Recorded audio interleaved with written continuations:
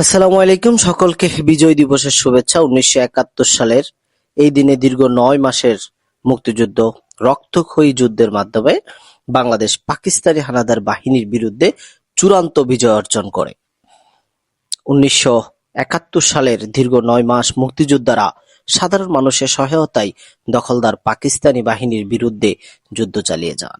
১৯৭১ সালের ১৬ ডিসেম্বর ঢাকার রেসকোর্স ময়দানে, বর্তমানে যেটা সোহরাওয়ার্দী উদ্যান, পাকিস্তানি সেনাবাহিনী প্রধান লেফটেন্যান্ট জেনারেল এ কে নিয়াজি আত্মসমর্পণের মাধ্যমে বাংলাদেশ জন্ম নেয় স্বাধীন ও সার্বভৌম বাংলাদেশ।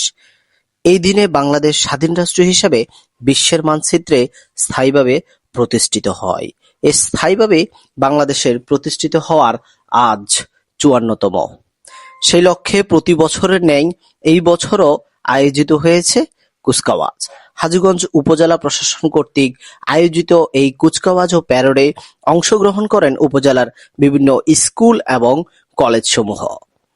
থাকে মনোজ্ঞ সাংস্কৃতিক অনুষ্ঠান থেকে শুরু করে দেশাত্মবোধক গান, নাচ এবং বিভিন্ন অভিনয় করে দেখান বিভিন্ন স্কুল এবং কলেজের শিক্ষার্থীরা।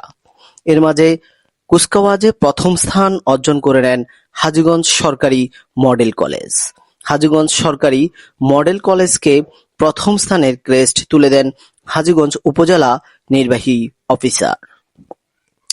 দর্শক, বিজয় দিবস আমাদের অহংকার, আমাদের অঙ্গীকার, আমাদের গর্ব।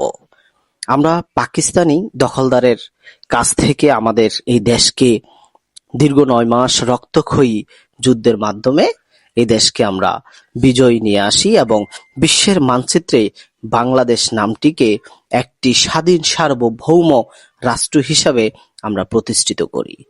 আমরা শ্রদ্ধা জানাই, আমরা সালাম জানাই আমাদের সকল শহীদকে, ৩০ লক্ষ শহীদ এবং যেই মা বোনেরা আমাদের এই মুক্তিযুদ্ধে ২ লক্ষ মা বোন সংযম হারিয়েছে, তাদের প্রতিও আমাদের বিনম্র শ্রদ্ধা। যারা এখনো মুক্তিযোদ্ধা বেঁচে রয়েছেন, গাজী, তাদের প্রতিও রইল আমাদের বিনম্র সালাম। মুক্তিযোদ্ধারা ছিলেন বলেই আজ আমি, আপনি বাংলাদেশ শব্দটি উচ্চারণ করতে পারি।